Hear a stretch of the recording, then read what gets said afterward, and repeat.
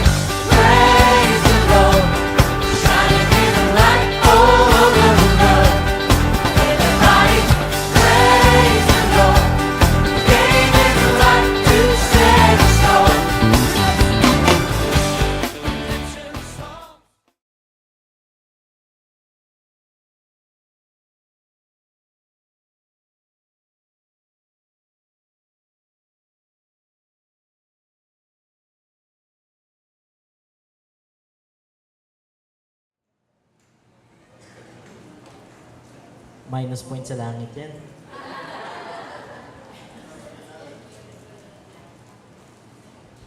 Ayan po, good morning po sa bawat isa. No? Grabe yung pagpapakilala sa akin.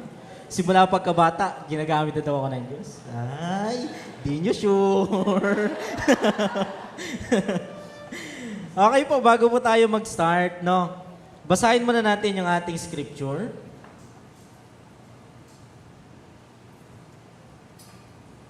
Andiyan na po ba tayo?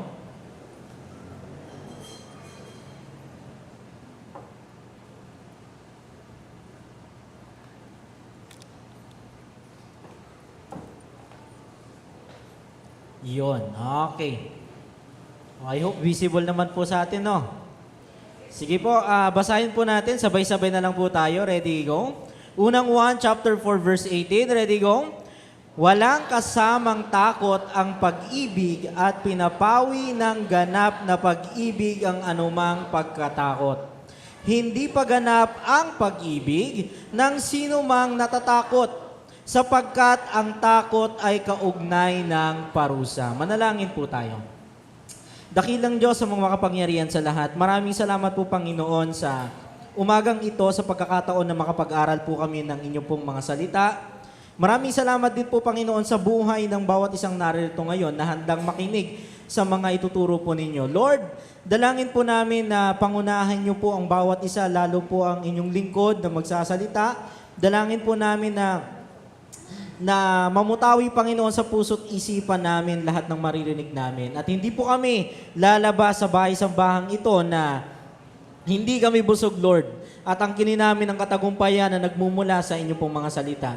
Dalangin din po namin, O Diyos, na panatilihin niyo po ang kaayusan at dadalangin din po namin na buksan niyo po yung puso't isipan namin sa aming pong mga maririnig. Kung meron mang encouragement, maluwag po namin tatanggapin. Kung may discouragement, Lord, kung may rebuking, mas maluwag po namin itong tatanggapin. Dahil alam po namin ang lahat ng salita ninyo ay applicable to equip us bilang mga lingkod ninyo. Maraming salamat po, Diyos. Ito po ang aming dalangin sa pangalan ng aming Panginoong Hesus. Amen. Ayan. Ay po, good morning po ulit. Ayan, isang privilege po ulit ito sa akin na makapagsalita sa harapan ninyo. So, simulan po natin, no? Speaking of takot, sige po, tingnan natin. Ano ba yung title natin ngayon? Okay, next po. Ang pag-uusapan natin ngayon ay 3, 2, 1. Ate Jane, yung title po. Next page po tayo. Next slide.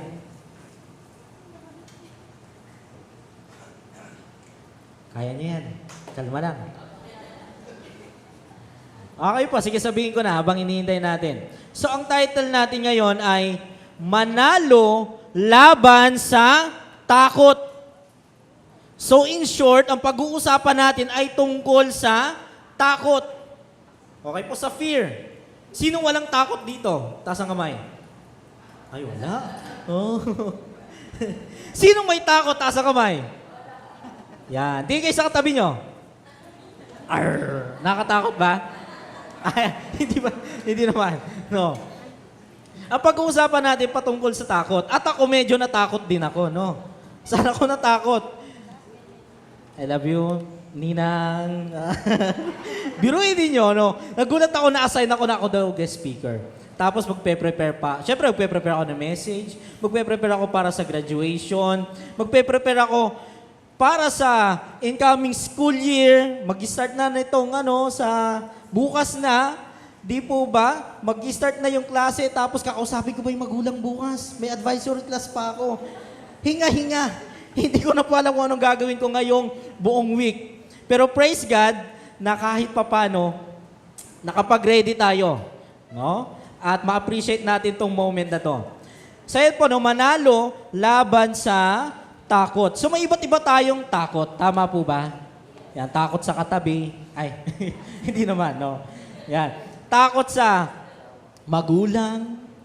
Oh. Ano na lang natin, i-generalize natin. May takot sa iba't ibang uri ng insekto.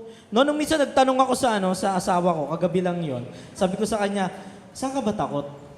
Sabi niya sa akin, kapag lumalangoy ako, tapos hindi ko nakita yung ilalim nung tubig. Feeling ko biglang may lalamon sa akin pataas. Di ba? Yung iba naman, takot sa higad o sa anumang insekto. At ito matindi. Minsan tayong mga tao, mas takot tayo sa kapwa natin tao. Dahil sa mga past experiences natin sa kanila. Sa loob ng ng ilang taon na na-assign ako sa guidance, marami ako na-encounter na bata regarding sa bullying. At may mga time yung bully na bata, sila rin pala ay na-abuse ng mga magulang nila kaya sila ganun sa mga classmate nila. So may root cause yun at yun yung dapat nating i-deal. Balikan po natin yung verse kanina. Isa-isay natin. Ang sabi dito, walang kasamang takot ang pag-ibig. Tandaan natin pag-ibig. Bakit? Pinapawi ng ganap na pag-ibig ang anumang takot. So in short, kapag mahal natin ang Diyos, dapat walang takot. Pag may takot, anong ibig sabihin nun? Anong sabi dyan? Anumang pinapawi. Okay. Ang anumang, hindi pa ganap. Ibig sabihin ng hindi pa ganap, hindi pa kumpleto. Ibig sabihin kulang. Ang sabi, hindi pa ganap ang pag-ibig ng sino mang natatakot. Amen? So, incomplete. Okay, kung tayo may takot pa tayo, mamaya ididil natin lahat kung ano man yung mga takot na mapag-uusapan natin. At sabi pa dito, ito po, sapagkat ang takot ay kaugnay ng parusa. Okay, isipin niyo na maigi, pasimplihin na lang natin. Bakit may mga kriminal na tumatakbo sa batas? Kasi may parusa. Kaya sila nagtatago, si Paring Kibs. Nagpahinto ng ABS-CBN, pati ng Lindol. Oh. Nasaan ngayon? Di ba kasi may kaakibat na parusa. Ang tendency nating mga Kristiyano, ganun din tayo. Umaabot sa punto na takot tayo sa Diyos, kaya tayo tumatalikod sa Kanya. May mga time na naglalaylo tayo, hindi tayo nagpapakita sa church. Kapag may event lang, saka papakita. Kapag na-assign maging part ng praise team, this coming Sundays, saka lang mag-a-attend. Hindi po ba? Yun ang nakakalungkot na realidad. Kasi hindi natin alam nakakapag-build up yon sa atin ng takot. At yung takot na yon, ano daw yung resulta? Parusa. At lagi natin tatandaan, hindi lang yung parusa, para mas maintindihan natin, kahit kailan, hindi tayo makakapili kung anong kaparusahan ibibigay sa atin ng Diyos. Amen? Yan. Kalabitin mo yung katabi mo. Sabihin mo sa Kanya, mahal ka ng Diyos. Sa kabila, sabihin mo naman, huwag kang matakot. Yan. O bakit may kasunod? Huwag kang matakot ka. Walang ganun, ha? Huwag kang matakot ka. Sige, mamaya ka sa bahay. Okay, tuloy po tayo. No. Ngayon, nakita na natin. Di ba? Puntahan natin, no? Next po. I-identify natin kung ano yung fear.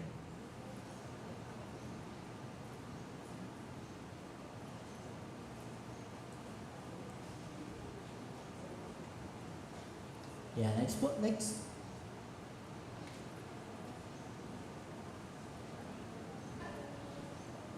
Ayun, nawala. Ayun po, nung minsan na, kagabi, tinanong ko rin yung asawa ko. Kasi tinanong ko siya eh. Sa palagi mo ba, ano yung takot ko? Ako kasi hindi ako aware minsan kung saan ako takot. Ganyan, no? Biglang sabi niya, takot ka kasing mawala ako. Ay, ganda. Haba ng hair. Yan, okay na, no? Ito po, nahiya na. Oh. Ano daw yung fear o takot? Sabi dito, sabi sa contentmentmatters.com, sabi dito, fear is an emotional response. Tandaan po natin yan na, emotional response to a real or perceived or possibly imagined. Ibig sabihin, mga bagay na totoo at yung iniisip mo pa lang, yung tamang hinala ka pa lang, natatakot ka na. Oh, mga girls. Oh, mga tamang hinala. Minsan yun yung mahirap eh. Hindi ko naman sinasabi na ano. Yung iba totoo naman. Oy, wala pa po nahuhuli sa akin ha. Ay. Ibig sabihin meron. Hindi, linawin natin. Yung iba naman sa mga hinala ng babae, minsan may tama naman.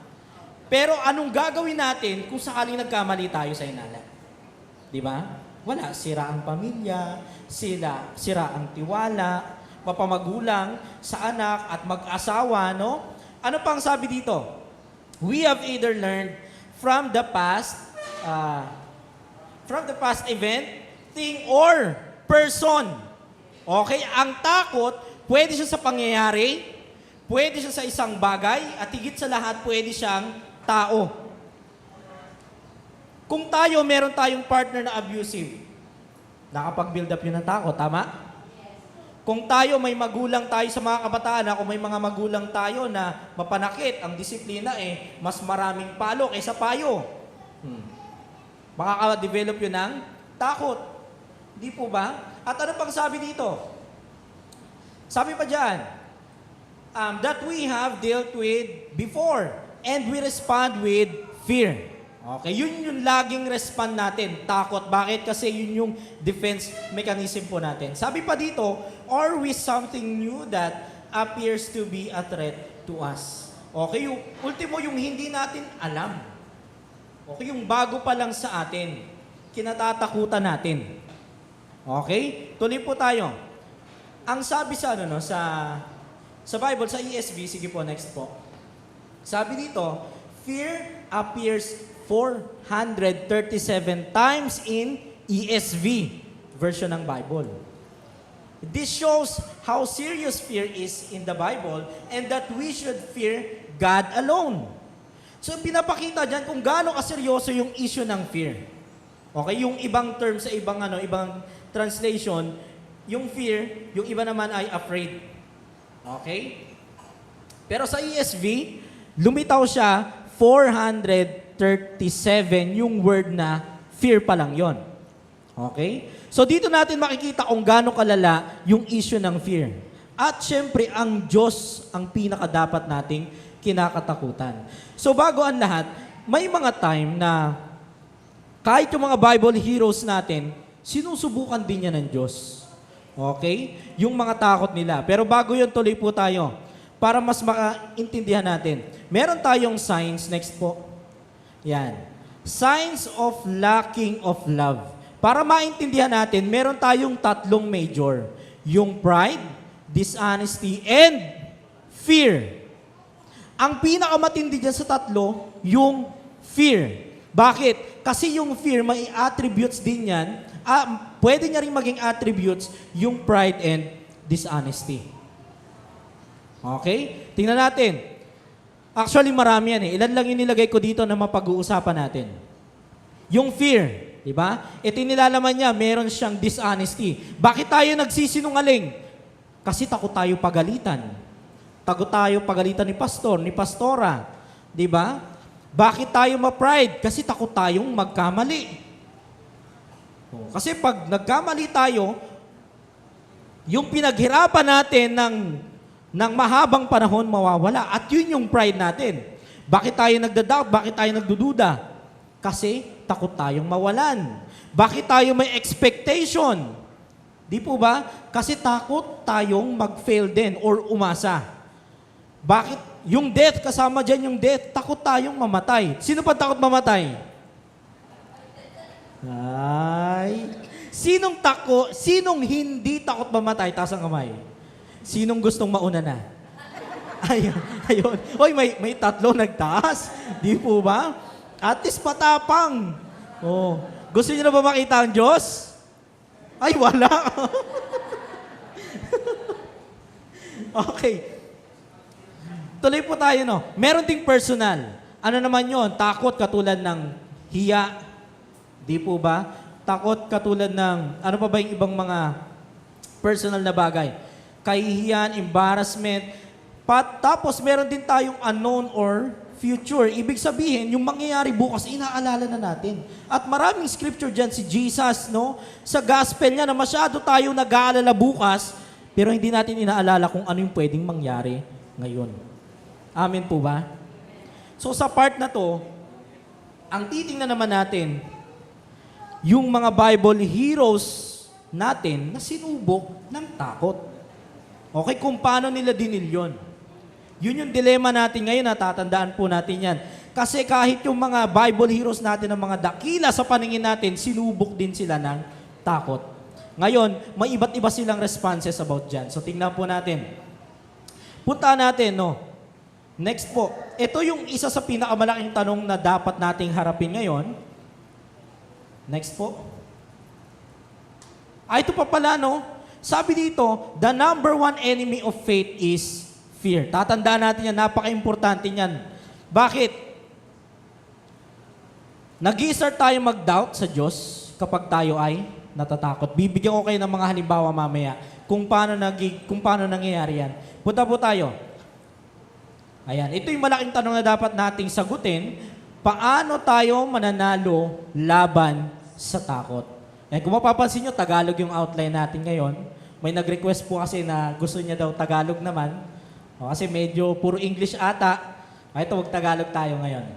Paano tayo mananalo sa takot? Una, okay, sa pamamagitan ng, next po, pagtuon sa Panginoon. Focus sa Diyos. Next po, ang sabi dyan, sa Hebrews, yan, mga Hebreo 12, chapter 12, verse 2, ituon natin ang ating paningin kay kanino? Kay Jesus. Yung word na ito na i-focus natin. Yun yung pinakamahalagang pinagmumulan ng alin daw? Na siyang pinagmulan ng kabuuan ng ating pananampalataya. Kayo na mag-focus kay Jesus. Sa katabi ba? Minsan yan yung malaking problema lalo pag ganito, pag may gathering tayo Sunday. Di ba? Usapang pananamit. Ang tanong, may standard ba ng pananamit pagdating sa Kristiyano? Wala naman, di ba? Yung iba, sabi nila, magbelo daw. Nung ako ay medyo bata-bata pa, opo, mama na ako ngayon eh. Medyo bata-bata pa. Minsan isinama na ako ng lola ko. No. Tapos may belo yon, sinama niya ako dun sa church. Hindi ko nabanggitin kung anong simbahan, no. Tapos sinubukan ko hiramin yung belo niya. Aba, sabi ko sa inyo, ang init! Mas marami pa yung mga nakatayo sa gilid ng simbahan kaysa sa electric fan. Legit. Sinubukan ko yon. Tapos matindi pa pag nagdagsaan yung mga tao, di ba siksikan? Kahit gaano kalaki yung pinto, mas marami pa rin yung tao sa loob. Nagigets siya siguro kung ano tinutukoy ko, no? Ang init po talaga. Yung iba naman ang sabi, dapat magbuhok ng mahaba. Yung mga babae dapat mahabang palda. Dapat walang lalabas. No? Tama naman yun eh. Pero ang problema, paano kung yung kapatid natin may maraming barya? Di po ba? May bakokang ba tawag doon? Hindi. Maraming peklat sa paa. Oh. Lilitaw yan pag nakapalda. Anong dapat? Payagan natin mag-pants. Yun yung proper eh. Amen po ba? Wala naman tayong standard. Basta ang importante, walang makikita. Di ba? Yun nga yung principles kaya tayo nagdadamit eh. Nagets natin? Kaya ka nga nagdamit para itago. Tapos papakita mo naman, nagpo-praise and worship, no? Goodness of God. Lord, napakabuti mo. Kita si kapatid nandito pagpasok ko, Lord, napakabuti mo, Lord. Ito pa ang matindi, no? May mga tayo, ito, na-experience ko to dati. Pero hindi ako yung preacher. Nakita ko yung preacher. Sobrang ilang. Paano, habang nagpipreach siya, yung MC, nakaupo sa harapan niya, babae, may puwet ng bata sa gitna. Ay, kita, nakaganon na lang si pastor, oh. Ayaw tumingin sa babae. Tas sobrang iksi pa ng suot. At yung iba naman ito, mga kabataan, no, naglalabasan yung mga pusod. Oh. Naglilinis ba kayo ng puso nyo? Pag nasa church, itaon natin para sa church. Kasi ang paglilingkod sa loob ng simbahan ay paglilingkod sa Diyos. Kaya dapat kung maglilingkod tayo sa Diyos, and praise the Lord. Kung maglilingkod tayo sa Diyos, panatilihin natin na malinis tayo. Amen? Hindi lang yung katawan natin, kundi yung budhi natin. Amen?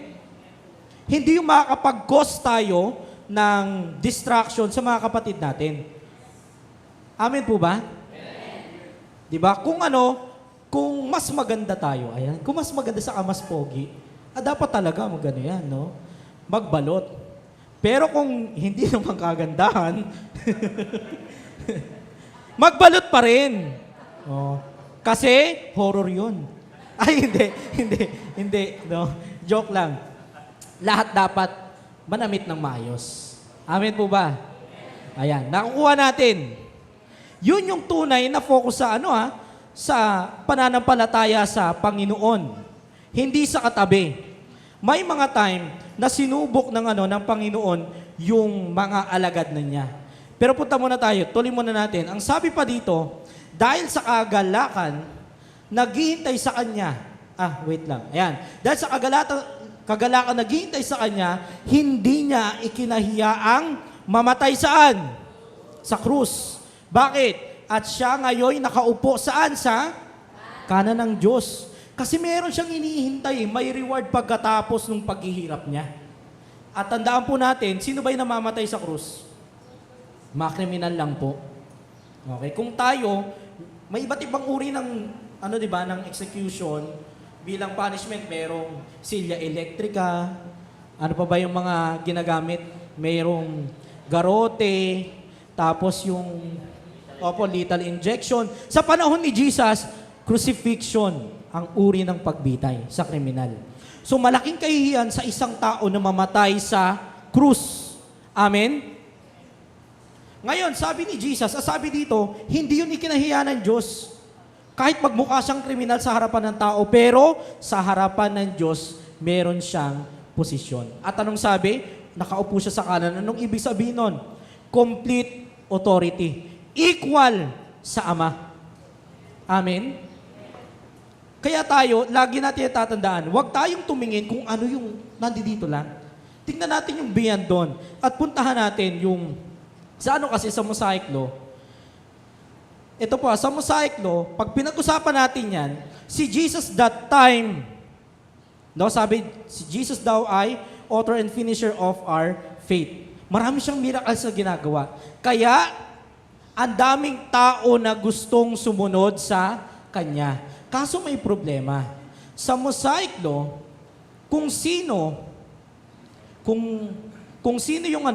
yung may sakit, hindi siya pwedeng hawakan ng walang sakit or ng marumi.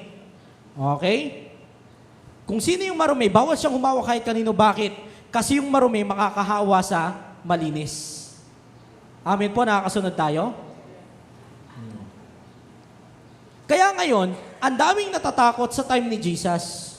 Kasi isipin ninyo, no, yung babaeng yung may leprosy, yung lalaki, yung may leprosy, di ba, yung, may ketong sa Tagalog. Walang lunas yun sa panahon nila, marumi sila.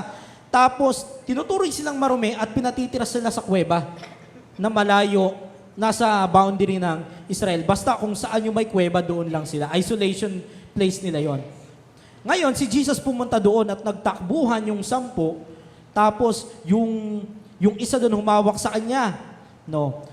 Sinuway ng mga alagad. Bakit? Kasi inaakala nila mahahawa si Jesus sa kanila. Ito pa example, nung si Jesus ay kasama niya si Peter nung mangisda. Di ba? Sabi ni Jesus, ihulog mo yung lambat dyan. Maraming isda dyan. Tapos nakakuha nga sila ng marami. Although buong magdamag wala sila makuha. Anong sabi ni Ano sabi ni Peter pagkatapos nun? Panginoon, layuan niyo po ako. Nakita ni Peter na marumi siya sa harapan ng kaharap niya. Una, guro ang tawag then na-transform ito to Panginoon. Kinilala niya kung gaano kadakila si Jesus. Amen po ba? Kaya ayaw niya magpahawak. Yun ang problema sa time na yon.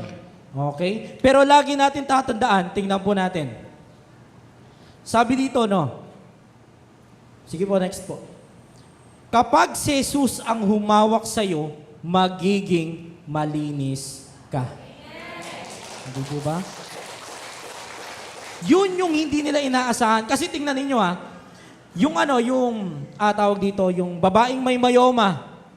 Di ba? Gumagapang siya papunta kay Jesus. Nahawakan lang yung laylayan. Hindi nawakan ni Jesus Laylayan lang yun ang damit. Naramdaman pa ni Jesus na may lumabas daw na kapangyarihan sa kanya. Luminis yung babae. Amen? Tayo pa kaya? Di ba? Anong reason pa natin ngayon na hindi lumapit at mag-focus sa Panginoon? Tingnan po natin yung halimbawa ni Peter. Ito yung account na kung saan sinubok ng takot si Peter. Ito pala, may equation pala tayo dito. Sige po, next po. Tingnan natin yung dalawa. May dalawa tayong pag-uusapan, no? Kay Pedro, pati kay Moses. Ito yung formula natin. Ito yung nangyari kay Pedro. Takot plus pagsubok plus Diyos equals walang kasiguraduhan. Kay Moses naman, Diyos plus pagsubok equals tagumpay. May nawawala ba? Meron. Anong nawawala? Takot. Yan ang pag-uusapan natin ngayon. Puntahan natin kay Pedro. Sige po, next po. Sabi dito sa Mateo chapter 14 verses 28 to 31, sinabi ni Pedro, Panginoon, kung talagang ikaw nga iyan, hayaan mong ako'y pumunta sa iyong kinaroroonan dyan, sa ibabaw ng tubig. Ito yung time na nakita ng mga alagad na si Jesus ay naglalakad sa ibabaw ng tubig. Ngayon, ano po yung sumunod na nangyari? Next po. Sumagot siya, halika, sabi ni Jesus. Mula sa bangka ay, ano nangyari? Lumakad si Pedro sa ibabaw ng tubig. Kasi sino yung nakikita niya doon? Si Jesus, di ba? Tuloy po tayo. Ano yung sumunod na nangyari? Ang sabi dito, ngunit nang mapansin niya na malakas ang hangin, ano na nangyari? Siya'y natakot. Okay? At nagsimulang lumubog. At anong sabi niya? Panginoon, sagipin ninyo ako. Sigaw niya. At anong sumunod na nangyari? Next po. Agad siyang inabot ni Jesus. Bakit ka nag-aalinlangan? Doubt. Napakaliit ng iyong pananampalataya. Okay? Ayan po yung nakalagay dyan. Sabi ni Jesus daw kay Pedro. Kung mapapansin natin, nung una, sino yung nakita ni Pedro? Si Jesus, di ba? Pero nung nag-start na, eto na, nung pinapunta na siya, in-invite na siya ni Jesus. Lumakad siya sa tubig. Ano nangyari? Ano yung unang nakita niya? Yung malakas na hangin. Pagkatapos ng hangin, saka siya natakot at nagsimulang lumubog. At sinabi ni Jesus, yung reason ng paglubog niya kasi, nagduda siya sa Panginoon. Di ba? Ngayon, kung makikita natin ano yung una? Pagsubok. Ano yung pagsubok? Yung hangin. Okay? Plus, yung takot. Nung natakot siya, saka lang siya tumawag sa Diyos. Madalas ganyan din tayo eh. Ang madalas nakikita natin yung pagsubok at takot. Amen? Sa tayo takot, takot tayo sa utang. Sino ba may mga utang dito? Ay, syempre wala magtataas. Ayan, takot sa kaaway, takot kay pastor, takot sa church leader, takot sa music director, takot sa youth leader. Anong reason? Di ba? Kasi hindi nagpa-participate. At ano pa, no? Sabi pa dito, may mga tao na takot din maiwan. Ay, takot maiwan. Sana all. Ay, hindi naman sana all. No. May mga tao na takot maiwan, takot mamatay. At ito yung madalas na reason bakit hindi tayo nagpo-focus sa Diyos. Kasi hindi tayo makapag-grow eh. Ano yung nakikita natin? Yung pagsubok. Sunod nun, yung takot. Ngayon, anong susi? Para malampasan natin yon. Puntahan natin kung ano yung pwedeng maging sagot natin. Puntahan natin kay Moses naman tayo. Ito no. Next pala. Ito po tatandaan natin Sige po, yan. Mas nakikita natin ang problema, hindi ang Diyos. Yun yung realidad na nakikita natin.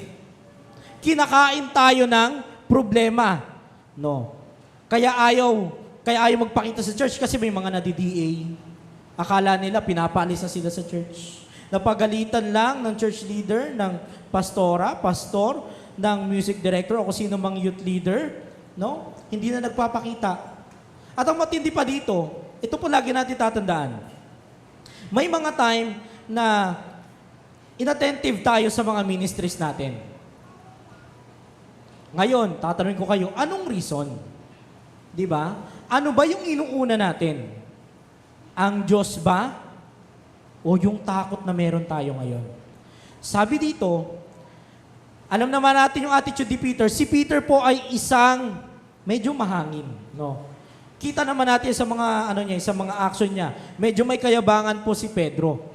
At isa ito sa pagpapakita ng kayabangan niya among dun sa 12 disciples, siya'y naglakas loob na lumakad sa tubig kasama ni Jesus. Pero anong sabi dito? Hindi sapat ang lakas ng loob. Dapat may tiwala ka rin sa Diyos.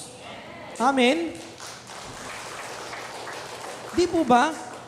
Walang magagawa yung lakas ng loob eh. Mamaya pag-uusapan pa natin yan kung ano yung lakas ng loob. Puntahan muna natin si Moses. Tuloy po tayo. Ang sabi pa dito,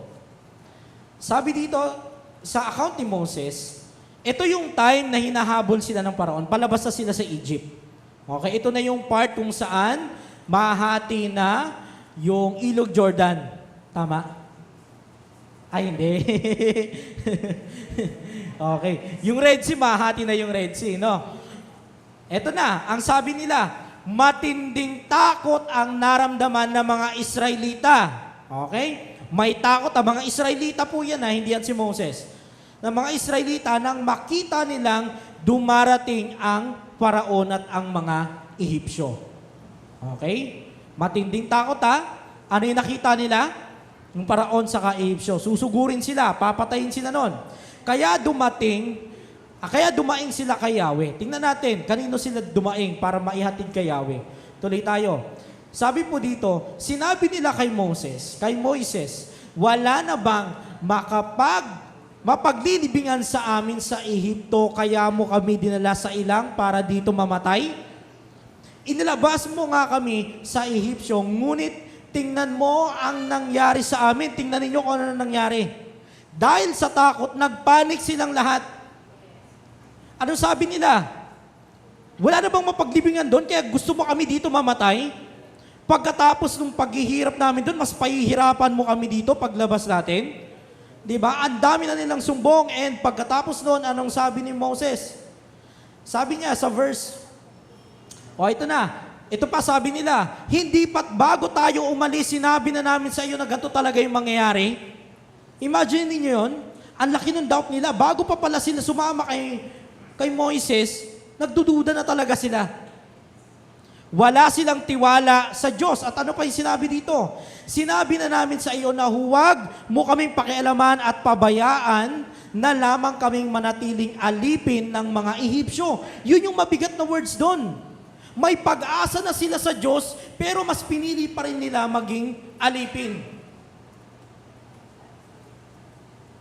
Madalas ganyan tayo eh. May solusyon na, gusto pa rin natin manatili sa problema. Tingnan natin kung anong ginawa niya. Sabi ni, ayan na, sumagot si Moises, ang dami na, nagdadakdakan na. Ang lapit na nila, Moises, dito mo na lang ba kami papatayin? Ang sabi ni Moises, shut up. Lakasan ninyo ang inyong loob, huwag kayong matakot. Tingnan na lang ninyo kung paano kayo ililigtas ngayon ni Yahweh. Anong sabi ni Moises? Stay put lang, kalma lang. Manood lang kayo. Diyos ang gagawa. Amen? Kalabit yung katabi mo. Tabigin mo. Medyo nakayuko na eh. Nakikita ko, marami nakayuko eh. Sabihin mo sa kanya, Diyos ang gagawa. Yan. No? Diyos ang gagawa ng mga bagay na yan. At ano pa sinabi? Ililigtas kayo ngayon ni Yahweh. Hindi na ninyo muling makikita ang mga Ehipsyong iyan. Ipagtatanggol kayo ni Yahweh, pumanatag lamang kayo. Amen? Tingnan po natin, no? Paki-next po. Ito yung mabigat na sa lahat, no, na statement. Magtiwala sa Panginoon at hindi sa sinasabi ng iba. Bakit? Among dun sa, ang kasama ni Moses, yung nilabas niyang mga Israelita. Alam niyo kung ilan? 2 million. At ilan yung nagtiwala sa Diyos? Isa. Sino? Si Moises. Imagine niyo, ang laki ng comparison. 2 million ang naniwala lang sa Diyos, isa. Tapos ano pa, naniwala siya sa Diyos sa kabila ng mga negativity na naririnig niya sa mga kasama niya. Ganon din tayo. Tatandaan po natin to Kapag kasama natin ng Diyos, mas magtiwala tayo sa Diyos. Hindi sa sinasabi ng iba. Minsan maririnig natin, mismo sa mga magulang natin sa mga magulang natin, minsan makaka-receive tayo ng discouragement At ito pa malala, yung mga discouragement, ultimo, bad words talaga. At marami ako na-encounter na ganito. Siya sabihan yung anak ng BO-BO. Di ba? Kaya mo ba yan, nak? Ito pa matindi lalo pagdating sa pagdilingkod sa sa Panginoon. Simba ka naman ng simba, wala namang pagbabago sa iyo. Yun ang masakit. Ang tanong din kasi sa mga kabataan, nagbabago rin ba kayo? May pagbabago ba? May growth ba na nangyayari? Nakafocus ba kayo sa Panginoon o nakafocus kayo kasi out of responsibility? Nandito lang kayo kasi part kayo ng praise team. Nandito lang kayo kasi may ministry kayo. Nandito lang kayo kasi may inaalagaan kayo mga ministry sa bawat lugar na naka-assign sa atin. Naglilingkod lang ba tayo sa Diyos para may silbi tayo? O naglilingkod tayo sa Diyos kasi yung resulta ng pagsunod natin sa Kanya? Di ba? Alin tayo dun sa dalawa? Maraming discouragement pa tayong kaharapin. Umpisa pa lang ito. Sa Christian life natin, ultimo asawa natin, pagbabawalan tayo. Ultimo mga magulang natin, anak natin, kukwestiyonin tayo. Pa-preach ka ng preach, di mo naman ginagawa. Sasabihin mo na ito dapat, pero ikaw ganyan ka. Mga tatay, mga nanay, maging mabuting halimbawa rin po tayo sa mga anak natin.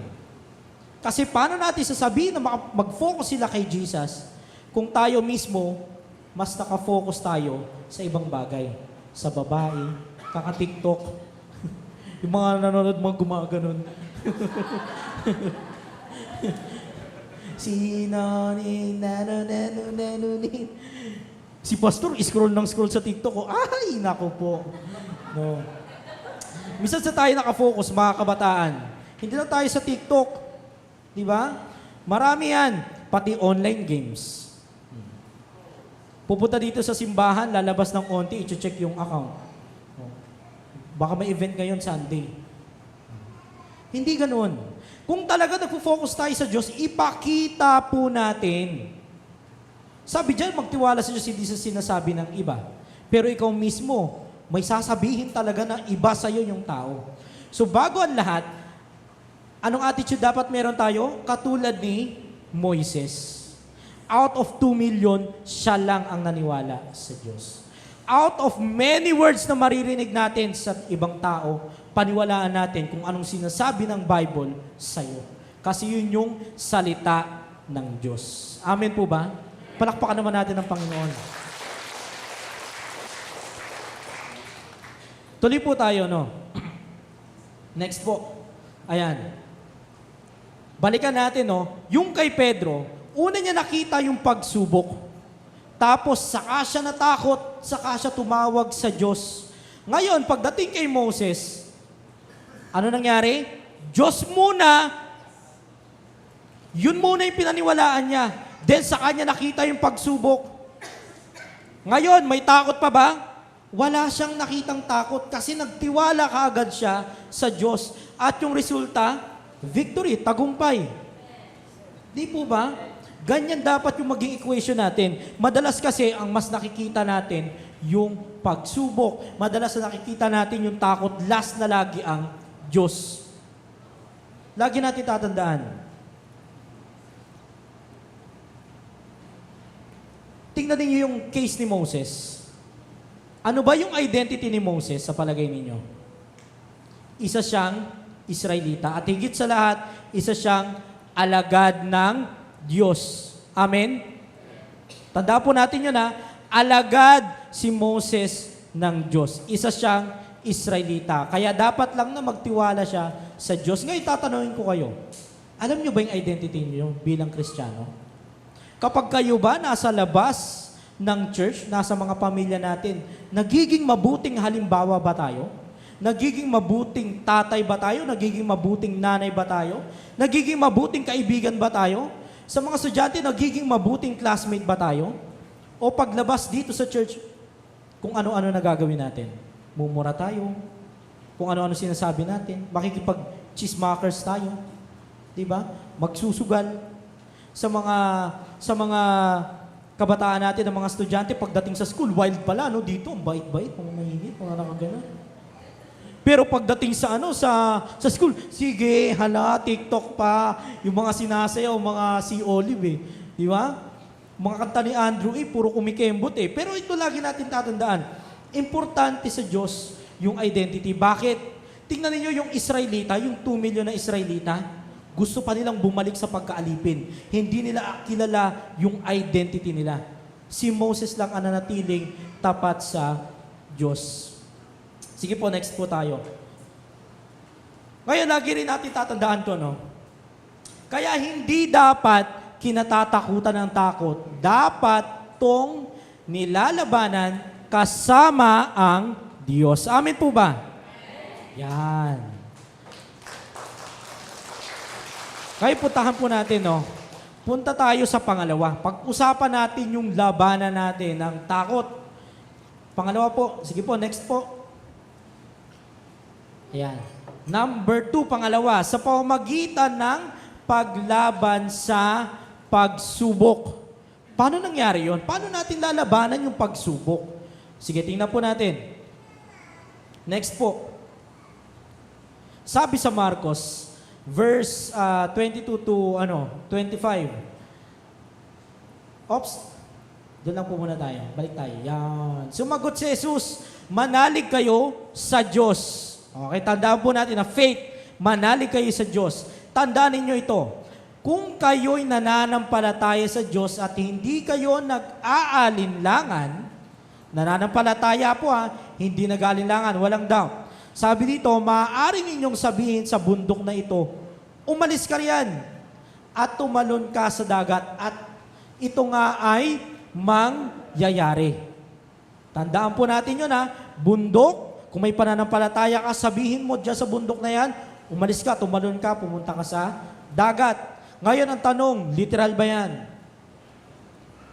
Kahit paano naman natin tingnan, pwede siya maging literal, pero mas titingnan natin siya bilang allegorical. O ibig sabihin, may sinisimbolo o may kinakatawan.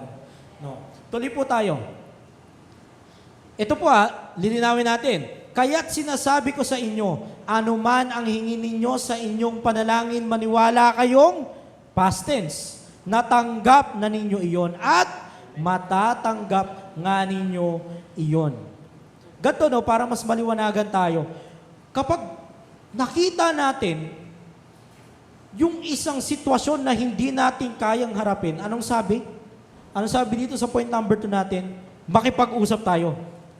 Kausapin natin. Paano natin kakausapin? Sige po, next po tayo. Ayan. Bibigyan ko kayo ng perspective Matuto tayong makipag-usap sa ating problema sa pamamagitan ng panalangin. Tingnan niyo yung katabi nyo. Mukha bang problema? O mukha lang problemado? Ayun. Mukha lang problemado.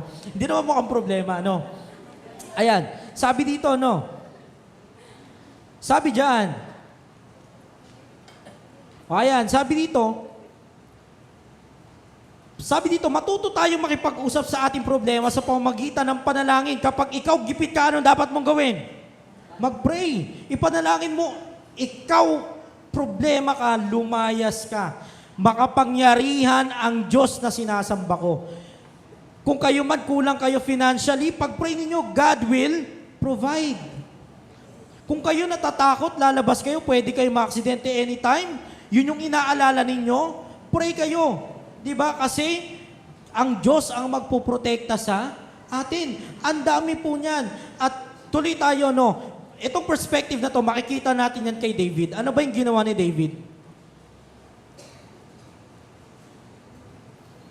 Sabi dito, next po. Ayan.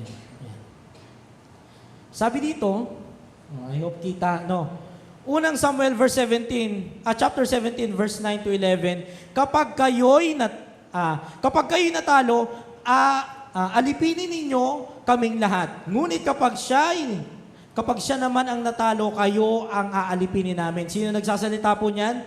Si Goliath yan Yan na yung time ng pambubuli ni Goliath sa Israel. Tuloy po tayo. Hinahamon ko ngayon ang hukbo ng Israel. Pumili kayo ng ilalaban ninyo sa akin. Next. Ano pang sabi dyan? Nang marinig ito ni Saul at ng mga Israelita, nang hina ang kanilang loob at sila'y natakot. Anong formula natin? Nakita na naman natin. Pagsubok na naman, Goliath na naman, tapos saka na naman sila natakot. Nakuha po natin? Ganon din yung nangyari sa kanila. Pagsubok, natakot. At pagkatapos po niya 40 days na binubuli ni Goliath yung buong Israel. Naghahamon talaga siya. Tinatakot niya ng gusto. Pero anong nangyari? Sunod tayo. Jump tayo. Eto na. Sumulpot na si David. Ito yung time na nagkumprontahan na sila. O bago po pala si David pala, nautusan lang siya ng tatay niya yan maghatid ng pagkain sa mga kuya niyang nasa digmaan. Opo, parang napabili lang daw ng suka. Tapos naging mandirigma na. Sabi diyan, sumagot si David, ang dala mo'y tabak, sibat at pantusok. Kaya sabi dito ngunit lalabanan kita sa pangalan ni Yahweh. Okay? Ang makapangyarihang Diyos ng Israel na iyong hinamak. Okay? Tingnan po natin lininawin natin. Kanina, yung faith-moving mountain, ano nga yun? Magkaroon ka lang ng pananampalataya, walang pag-anilangan, kaya mong sabihin dito sa bundok na to na tumalon ka at tatalon nga yan sa dagat. Sabi naman ni David, malaki ka. Meron kang tabak, meron ka ring sibat. Sibat at pantusok. Pero sabi niya, tatalunin niya sa pangalan ni Yahweh. Tingnan natin yung perspective na tinutukoy natin. Kinausap ba ni David si Goliath? Kinausap? Magkaharap na sila. O yun po yun. Opo, yun na yun. Kinausap. No? Kinausap ni David si Goliath. Oh. Ikaw, supot ka. Opo, legit yun. No? Sabi, ikaw supot ka, masyado mo na kaming binubuli, di ka naman alagad ng Diyos. Tandaan nyo si Goliath di siya Pilisteo. Import lang yan. Foreigner yan. Hindi yan hindi yan Palestine talaga. Galing yan sa Gat, sa isa pang tribo, part ng Iran. No? Doon siya galing. Import lang yan. Panakot lang talaga. Ito po, si David, si Goliath, nakita ng mga Israelita, ang laki, anong ginawa nila? Natakot. Si David, anong perspective ni David?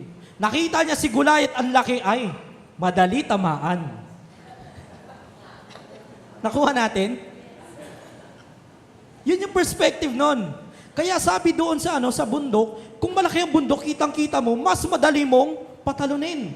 Kaysa sa langgam na nasa damuhan, makikita mo ba yan? Paano mo ituturo? Hindi, di ba?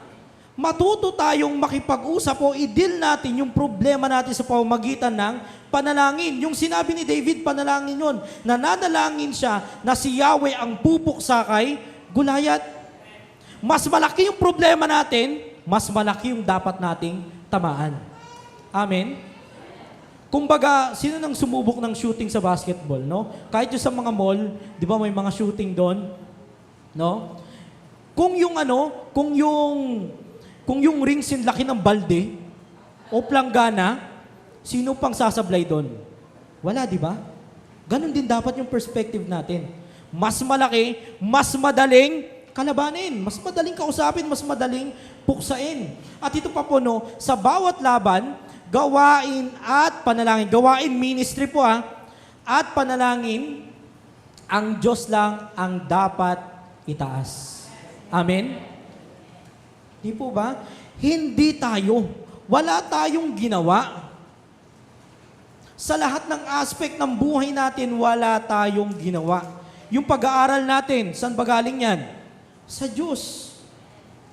Bakit may mga students na hindi nagpa-participate sa gawain sa Panginoon?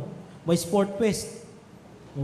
Yung mga kabataan, ayaw mag-participate. Anong reason? Academics. Hindi naman masama yun. Pero ito lagi natin tatandaan. Sa dami ng araw na hiniram natin sa Diyos, sana marunong din tayo magbalik. May commitment tayo Nagets po natin, meron tayong commitment. Yung ganda ng grades mo, hindi mo makukuha yan kung walang wisdom ng Diyos. Yung ganda ng grades natin, ito po personally, nung nasa Laguna ako, yung mga member ko doon ng mga estudyante, pag nagpapaalam sila about di sila makakapag-attend ng Sunday or ng Saturday kasi meron silang gawain sa school, may school activity, pumapayag agad ako, walang problema sa akin.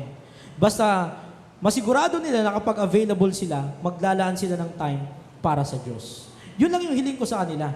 At alam ko, yun din ang ihiling ng bawat church leader sa mga kabataan natin. Hindi na sa mga kabataan, kahit sa mga magulang na puspusang nagtatrabaho, ultimo, kahit Sunday, hindi na umaattend, makapagtrabaho lang. Isa lang ang gusto ng Diyos. Walang problema sa paghahanap buhay kasi pangailangan yan Isa lang ang gusto ng Diyos. Kapag nagkaroon tayo ng availability, ilaan natin sa Diyos. Kasi marami na tayong utang Amen? Di po ba?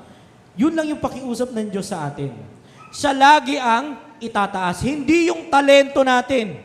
Hindi ito pagalingan. Hindi patalinuhan sa theology, mga pastor. Hindi ito patalinuhan sa theology. Aanihin mo yung galing mo sa theology kung palaaway naman tayo. Di ba? Mahilig ka makipagdebate. Debate na wala namang saysay. Kasi sa bandang huli, wala namang closure. Di naman kayo nagkaintindihan sa isang belief. Pinanghawakan nyo pa rin yung belief na meron kayo. Di po ba? Yun yung mahirap dun Ano pa? Tingnan natin, Tuloy po tayo. Ang sabi pa dito, ito malaking tanong. Ang Diyos ba pumipili ng lingkod niya ng basta-basta? Okay? Kasi tulad nga na nabanggit natin kanina, si David ba ay basta na lang pinili ng Diyos? Nautusan lang magdala ng baon ng mga kapatid niya. Biglang naging warrior kaagad ng Israel? Di ba? Yun yung malaking tanong doon eh. At yun yung madalas na binabato sa atin bilang lingkod ng lingkod ng Diyos. No? Basta-basta na lang ba tayo nag-a-appoint ng kung sino-sino? Yung natuto lang mag-lead ng Bible study, pastor na. Di po ba? Yung dahil matanda lang o mas matanda sa mga youth leader na. Dahil matanda na dito sa JQR, dapat pastor na yan. Patagalan po ba ang basihan? Based ba yun sa nagawa natin, sa pag-stay natin dito? Marunong marunong kumanta? Ay, sige, praise team na yan. Wala namang problema doon. Ang nagiging problema, yung talento na walang puso sa Diyos. Amen? Yung pupunta ka lang kasi ikaw yung kakanta, tapos paglabas mo dito kung ano-ano yung ginagawa mo, yung pupunta lang tayo dito out of responsibility, yun yung pinakamahirap sa lahat eh. Kasi wala na yung pag-ibig sa Diyos. Amen? At yun yung nakakatakot na part kasi ang pinag-uusapan natin takot. Bakit may mga members tayo na kapag pinagsabihan, hindi na umaattend? Kasi yung puso nila wala sa Diyos. Nasa paglilingkod lang. Hindi masama maglingkod, pero dapat yung paglilingkod nakaroot sa pag-ibig sa Diyos. Amen?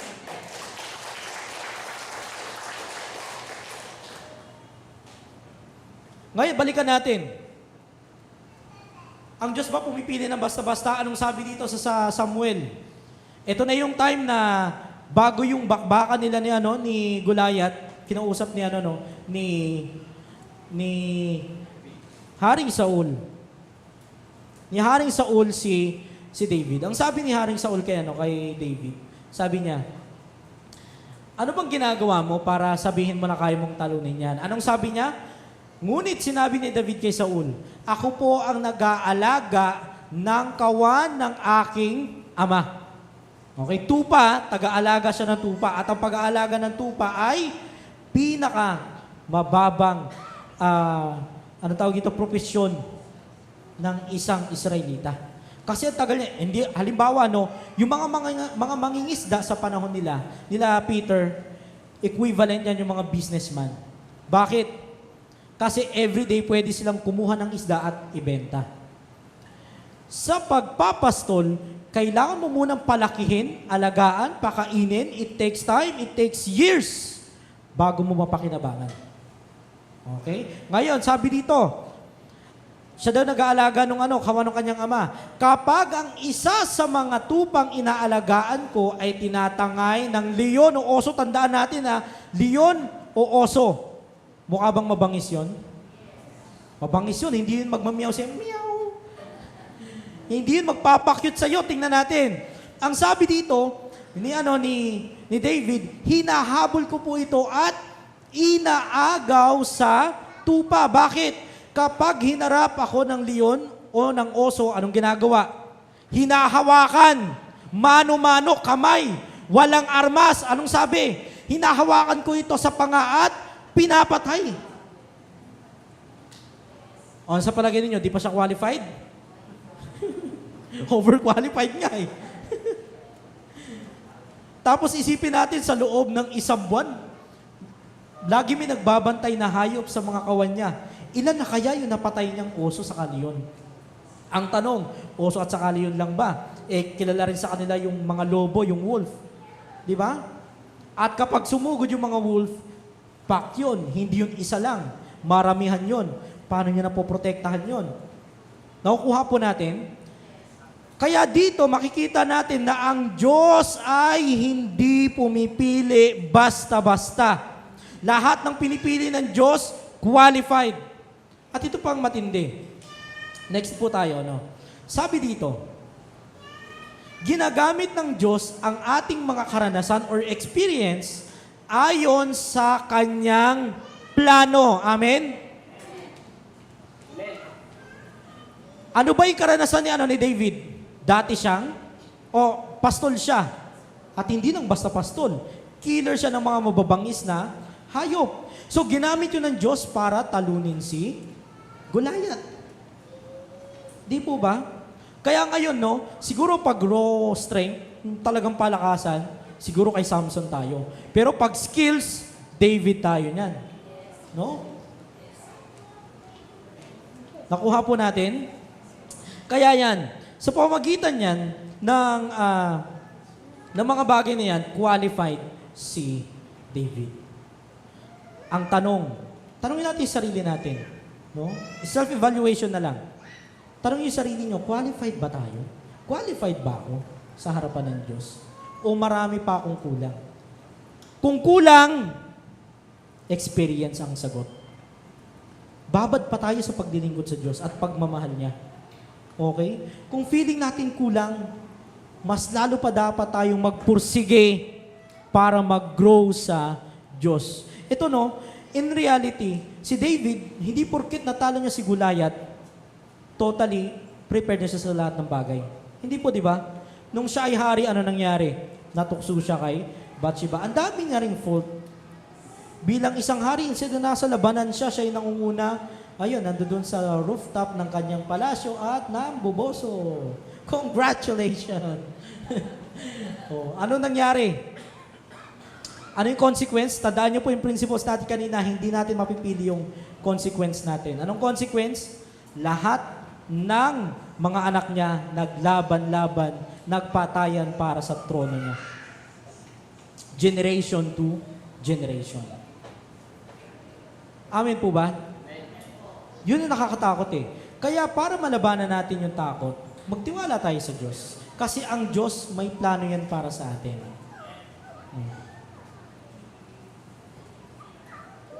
Okay po, tuloy po tayo. Punta natin, pangatlo. Yan, sa pamamagitan ng pagpapakumbaba. O, last na po yan ha, kung natatagalan kayo, last na yan sa wakas. Pagpapakumbaba. Okay. Puntahan natin. Anong sabi? Ito po, iklian na lang natin to. Actually, may tinanggal talaga ako dyan. Punta natin sa hukom. Sinabi sa kanya ni Yahweh, lumakad ka at gamitin mo ang buong lakas mo upang iligtas ang Israel mula sa mga Midianita. Ako mismo ang nagsusugo sa iyo. Sino kausap nito? Ang kumakausap si Yahweh or diyan sa part na yan, angel of God. No? Ang kausap sino ang kausap diyan? Si Gideon. Tandaan po natin, storya ni Gideon. Okay, tuloy tayo. Sabi dito, sumagot si Gideon. Ito yung part na pinili siya ni Yahweh. Ito, sumagot si Gideon. Sabi niya, ngunit Panginoon, paano ko maililigtas ang Israel? Ang aming angkan ang pinakamahina sa lipi ni Manases. Ito para mag-gets natin sa panahon niya, ilang tribes meron ng Israel? May 12. At among dun sa 12, yung Manases ang pinakamahinang tribo. At among dun sa tribo na yon, yung angkan niya, Abiezer ata, yung angkan ng Abiezer, kung saan siya napapabilang, pinakamahina yon. At ito pa, no, ang sabi niya pa dyan, at ako naman ang pinakahamak sa amin, sa pamilya namin. Ibig sabihin, siya yung pinaka-weakest of the weak. Nakuha po natin? Kaya sabi niya sa pananaw niya, Lord, bakit ako? Anong qualification ko? Bakit ako napili mo? Ang dami mas dakila dyan, oh. Bakit kukuha ka sa Manases, yung pinakamahinang tribo, tapos yung pamilya ng Abiezer, pinakamahinang pamilya, tapos sa pamilya namin, yung pinakamahinang tao pa yung pipiliin mo. Ngayon, anong plano ng Diyos? Tuloy po tayo. Ang sabi diyan, sinabi sa kanya ni Yahweh, makakaya mo ito sapagkat tutulungan kita. Amen? Hindi tayo lalaban sa takot o sa pagsubok ng mag-isa lang tayo. Katulad ni Moises, kasama natin ang Diyos. Yun yung hindi natin naiintindihan eh. Minsan, sa takot natin na tayo lang mag-isa sa buhay, ano nangyayari sa atin? Nade-depress tayo, iyak na lang tayo ng iyak. Kasi akala natin, tayo lang mag-isa. Hindi natin alam na may Diyos na handang mag-care sa atin. Amen po. Hindi natin naiintindihan minsan sa sobrang tindi ng pinagdadaanan natin, laging last choice natin ang Diyos. Yun yung nakakalungkot eh.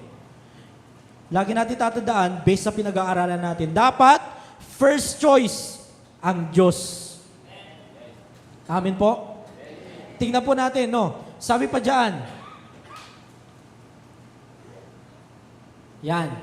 Ito sabi, ito na, kine-question na marami pa silang diskusyonan dyan. Jump tayo sa verse 36 to 40. Sinabi ni Gideon sa Diyos, sinabi ninyo sa akin na ako ang gagamitin ninyo upang iligtas ang Israel. Hindi pa siya naniniwala dyan. Humingi siya ng sign. Sige po, tuloy. Ang sabi dito, next po. Ayan, ang sabi, dahil dito maglalatag ako ng isang lana sa giika ng trigo. Ibig sabihin sa triguhan po Okay. Isipin nyo na lang na medyo may kalawakan yung field. Okay? Maglalatag siya doon ng lana. Okay? Kapag nabasa ito ng habog, ngunit tuyo ang paligid, ako nga ang gagamitin ninyo upang iligtas ang Israel. Para mas magets po natin, imagine niyo na lang na dito sa sahig maglagay tayo ng tissue. Buhusan natin ng tubig na dapat yung tissue lang yung mababasa, hindi yung sahig. Posible ba? Posible ba yon? Magbubuhos ka ng tubig doon sa tissue, sa sahig, na hindi mababasa yung sahig kundi yung tissue lang. Posible ba? Imposible yun. Mababasa at mababasa, tatalsik ang tubig nun. Unless may makapangyarihan na Diyos na kikilos sa pagkakataon na yon. At yun nga yun nangyari. Tingnan po natin kung anong karugtong. Sabi dito, sinabi ni Gideon sa Diyos, huwag po kayong magagalit sa akin. Mayroon pa po akong isang kahilingan. Okay? Ito naman, baliktad naman. Kasi di talaga siya sigurado Gusto niya i-confirm Nais ko pong matuyo naman itong lana at mabasa ng hamog ang lupa sa paligid. Baliktad naman. Kailangan naman natin magtapon ng tubig na mababasa yung sahig pero hindi mababasa yung tissue. Okay? Posible ba? Imposible pa rin. Pero ano nangyari? Nangyari siya at doon niya na-confirm na siya yung pinili ng Diyos. Ngayon, natapos na ba? Tandaan nyo, ang mission niya, kaya siya naging judge, kailangan niyang matalo ang mga Midianita, mga Midianites. Okay? Punta tayo doon sa pagbuo ng 300, pero hindi natin tatapusin yon. Mahaba-habang usapin yon. Alam niyo ba yung 300? No? Alam niyo naman yon, yung 300. Yung kasama ni Joshua? Ay, hindi. Kasama ni Gideon. Okay. Kala ko may maghihimin Okay, yung kasama ni Gideon. Sige, next po tayo. Ito pala, Sabi dito, ang pagmamataas o pride at sobrang kumpiyansa sa sarili or overconfidence ay nagpapakita ng kahinaan. Ano yung kahinaan na yon? Takot sa pagkakamali. Di po ba? Yun yung realidad. Akala natin, sa mga panahon na to, akala natin yung pride, yun lang tayo, O yung overconfidence, minsan ganyan tayo, sige lang tayo ng sige. Pero hindi natin alam na iba pala yung plano ng Diyos. At dito natin yun makikita sa susunod. Ano sabi po dito? Sinabi ni Yahweh kay Gideon. Okay, chapter 7 na tayo, verse 2 and 3. Sinabi ni Yahweh kay Gideon, sobrang dami ng mga tauhan mo. Ano po yung sobrang dami? Ilan yan? 32,000 po yan 32,000 soldiers ang kasama ni Gideon para pumunta sa para salakayin yung mga Midian, yung mga Midianites. So sabi dito, sobrang dami ng mga tauhan mo para pagtagumpayin ko kayo laban sa mga Midianita. Okay? Baka akalain nilang sarili nila ang nakatalo sa mga Midianita at hindi dahil sa tulong ko. Sa sobrang dami nila, kayang-kaya nilang talunin Pero ang problema, hindi sila yung pinili ng Diyos. Yung ganong karami, hindi yun yung hinirang ng Diyos. Diba? Bakit anong tendency? Ang mangyayari niyan, baka isipin ng mga Israelita na dahil sa kanila. Kaya sila nanalo, hindi dahil sa kapangyarihan ng Diyos. Okay, ano nangyari? Tuloy po tayo. Sabi dito, kaya sabihin mo sa taong bayan, eto na ang lahat ng, sabi, natatakot ay maaari nang umuwi. Nang sabihin ito ni Gideon, ilan daw yung umuwi? 22,000. Pambira, ang dami. Yan ang mahirap pag salakay lang tayo ng salakay. Amen? Kasi sa time na yan, nung nakita nila si Gideon, lalo nung winasak ni Gideon yung statwa ni Baal, kaya siya binansagan Jerubbaal, na-encourage sila lalo na maniwala kay Gideon. So, sa sobrang init ng damdamin na, sige, salakayin na natin yan. Go, go, go! Pero ang hindi nila alam, mahina pala sila inside. Biro yung mahigit sa kalahati. Oh. Nakukuha po natin? No? Kung makikita natin dyan, 22 kaagad, 22,000 ang nabawas. At dun sa 10, may isa pang qualification dyan at magiging 300 na lang po yan. No? Huwag na natin pag-usapan yon. Pero dito tayo mag-focus dun sa natakot. Yan ang mahirap kasi minsan.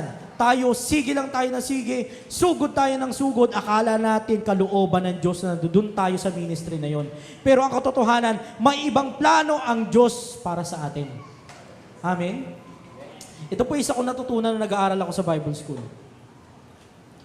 Ito po unang-una, yung pagiging pastor, hindi ko to gusto nung una. Opo, sasabi ko sa inyo totoo. Hindi ko gusto pagiging pastor dahil nakita ko yung realidad ng pagiging pastor sa tatay ko. Ayoko talaga. Ina-encourage ako ng missionary namin, na natutunan nga lang kami mag-Korean doon. Ano nga sa'yo? Diba? Ina-encourage ako, sabi niya sa akin, pag-graduate mo ng 4th year high school, tapos akong pag-aaralin kita sa Bible school, sa seminary. Sabi ko, ayoko po. Uso nung time na yon, in demand ang IT, kaya nag-IT ako nung time na yon. Pero ito po ito ang may malaking nangyari personally sa akin at sa school ko, na nag-decide, pati sa pamilya namin, na yun yung naging turning point para piliin ko ang Diyos.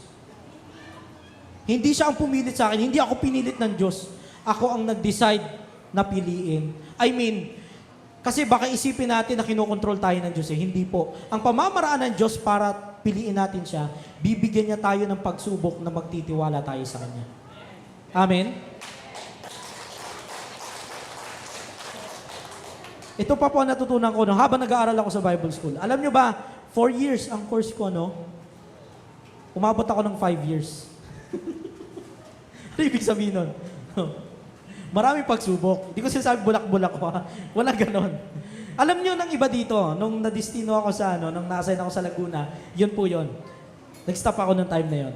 Kaya tinuloy ko siya ng sumunod na taon. So in short, kahit gaano karami yung pagsubok, may scholarship ako, natanggal dahil sa pagkakamali ng isang youth member namin na nagkalunukan ng pakwan in 9 months. Tanggal lahat ng scholarship. Ano nangyari? Personally po, ako sumideline ako sa school. Naging dishwasher ako hanggang sa maka-accommodate ako ng scholarship na galing na mismo sa school. Ganun po, matapos ko lang yung pag-aaral ko. Ganun katindi. At hindi lang yun, marami pa nangyari. At ito yung pinaka-natutunan ko. Pag gusto mo magpastor, huwag ka magpastor. Apa totoo?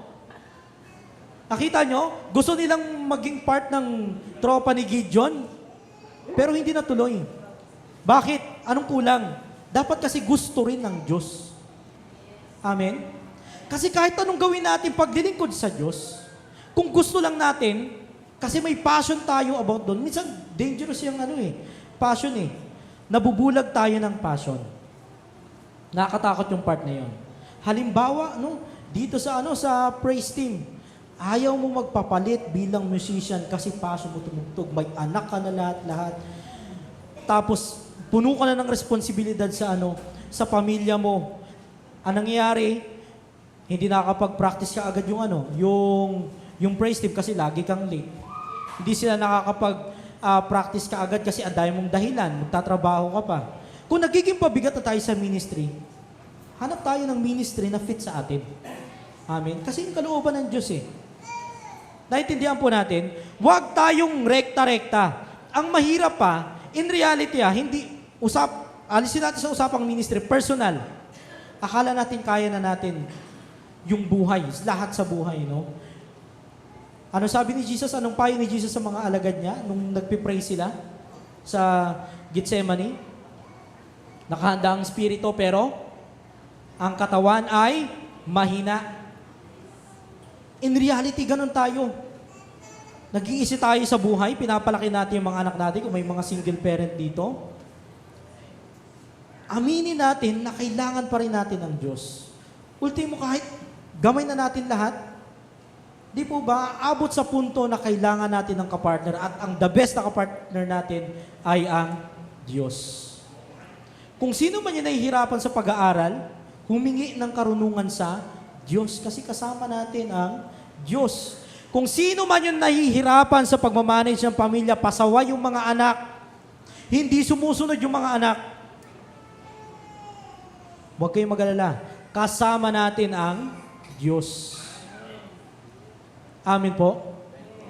No? So yun yung pinakamahalagang part nito. Next po tayo. Ayan na, conclusion na. Nakita na natin. Balikan lang po natin. No? Sa unang Juan, sabi dito, chapter 4, verse 18, walang kasamang takot ang pag-ibig at pinapawi ng ganap na pag-ibig ang anumang pagkatakot. Hindi paganap ang pag-ibig ng sinumang natatakot sapagkat ang takot ay kaugnay ng parusa. So, kung titingnan natin, anong kailangan para makuha natin yung tatlo? Paki-flash po yung tatlo. Next po. No? So, isa-isayin natin. Manalo, laban sa takot sa paanong paraan sa pamamagitan ng una, pagtuon sa Panginoon. Focus tayo sa Diyos. Pangalawa, paglaban sa pagsubok. Learn to deal with your problems or struggles. No? Tapos pangatlo, sa pamamagitan ng pagpapakumbaba. Ngayon, tanungin ko kayo, may pag-ibig ba kapag hindi tayo nakafocus sa Diyos? Wala. May pag-ibig ba kapag hindi natin ina-acknowledge ang Diyos sa paglaban natin sa pagsubok? Wala. May pag-ibig ba kung walang pagpapakumbaba? Wala. So, ang pinakasusi para masunod natin tong tatlo, based dun sa scripture na binasa natin, ay pag-ibig. Amen? So, kayang i-overcome ng pag-ibig ang takot. At masusunod, sa pamamagitan nitong tatlong to, masusunod natin. Amen po ba? Manalangin po tayo. Let's pray po. Dakilang Diyos, amang makapangyarihan sa lahat. Maraming salamat po, Panginoon, sa pagkakataon na ito na natuto po kami sa inyo pong mga salita. Lord, kami po ay humihingi ng tawad, Panginoon. Nagpapakumbaba kami sa inyong harapan sa mga pagkukulang namin, sa mga bagay na hindi namin nagagawa, sa mga paglilingkod namin na out of responsibility at hindi po out of love. Humihingi rin po kami, Lord, ng tawad sa mga pagkakataon na mas nakikita namin yung pinagdadaanan namin at hindi kayo. Humihingi rin po kami ng tawad, Lord, kung kayo po yung nagiging last option namin. Sa pagkakataong ito po, Panginoon, dalangin po namin na matutunan po namin na mas mahalin pa kayo everyday.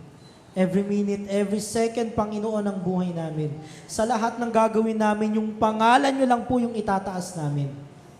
Kahit anuman po, Panginoon, ang mangyari, sa inyo pa rin po kami maglilingkod. Lord, sa anuman pong pinagdadaanan namin sa buhay, may mga pagkakataon na nahihirapan kami sa pinagdadaanan namin, kulang kami financially, alam po namin na kayo po, Panginoon, ang magpo-provide. Gagawa kayo ng kaparaanan, Lord. Kung sa mga panahon, Panginoon, na feeling namin mag-isa lang kami at wala kaming ibang maaasahan, Panginoon, alam po namin na kayo yung number one na kapartner namin. Lord, masakit po para sa amin, Panginoon, na maiwanan, maging mag-isa, Panginoon. Masakit po sa amin na pinagdadaanan namin ang lahat ng to. Pero alam po namin sa kabila nung sakit na nararanasan namin ay may offer kayo na reward na mas malaki. Mas higit pa, Panginoon, sa inaasahan namin na ayon sa inyong mga pangako. Alam po namin, Panginoon, na marami kaming kahinaan. Alam po namin na marami kaming pagkukulang. Pero sa kabila nun, Panginoon, kayo yung patuloy na humahawak sa amin at ginagawa kaming malinis. Sa dami ng pagkakamali namin, Lord, na hindi mabilang, hindi na kami naging karapat dapat sa paningin ninyo. Katulad ni Gideon, Panginoon, na feeling niya hindi siya qualified, pero tinuring niyo siya bilang anak ninyo, ginawa niyo siyang hukom at iniligtas ang Israel. And at the same time, Lord, sa panawagan namin, Lord, ganun din po ang gawin niyo sa amin. Alam po namin na sa karumihan namin, hindi na kami karapat-dapat, pero kayo pa rin ang patuloy na pumipili sa amin. Kayo yung patuloy na humahawak sa amin kahit kami patuloy na bumibitaw. Lord, sa pagkakataon pong ito, bago kami lumabas, angkinin po namin yung katagumpayan sa mga salita ninyo. Sa mga natutuhan namin, Panginoon, patungkol sa takot na dapat ma-overcome ito sa pamamagitan ng pag-ibig kasama yung tatlong bagay, Panginoon, na kami po ay mag-focus sa inyo. Labanan namin yung takot namin kasama kayo at higit sa lahat ng may pagpapakumbaba. Dahil kayo ang pinakamataas, Lord. Maraming salamat po, Panginoon, dahil ipinakita niyo po sa amin na nagkamali kami. Ipinakita niyo po sa amin na marami pa kaming kulang. At ipinakita niyo po sa amin yung dakila ninyong pagmamahal. Dalangin po namin, O Diyos, sa pag-uwi ng bawat isa, samahan niyo po kami at angkinin po namin ang katagumpayan na nagmumula sa inyo pong mga salita. At tinatanggap po namin ng matiwasay, Panginoon, ang rebuking na narinig po namin, yung mga encouragement na narinig po namin, tatanggapin po namin ito ng maluwag sa aming puso para sa ikalalago ng personal na Christian life namin. Lord, muli po, Panginoon, inaangkin po namin ang katagumpayan sa lahat ng aming mga panalangin at sa mensahe pong ito, sa inyo po ang pinakamataas na kapurihan, pagdakila at pagsamba. Ito po ang aming panalangin sa pangalan ng aming Panginoong Hesus. Amen. Palakpakan po natin ang Panginoon. To God be the glory.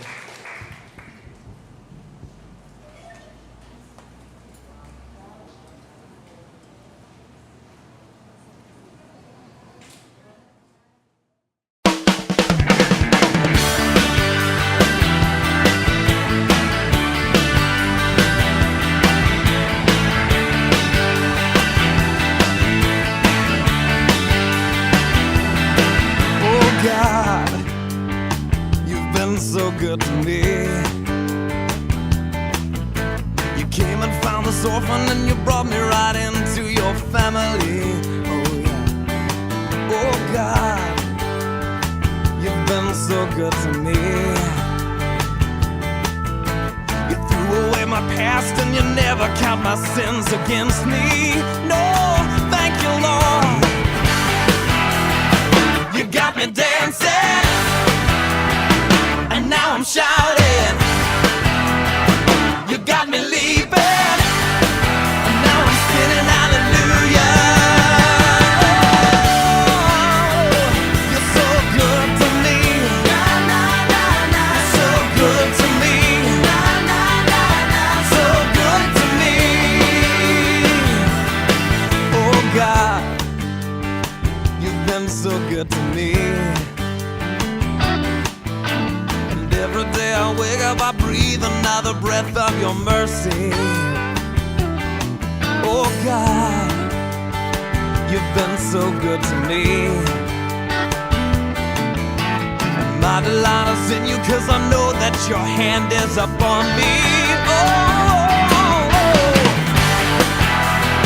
you got me dancing, and now I'm shouting. You got me leaping.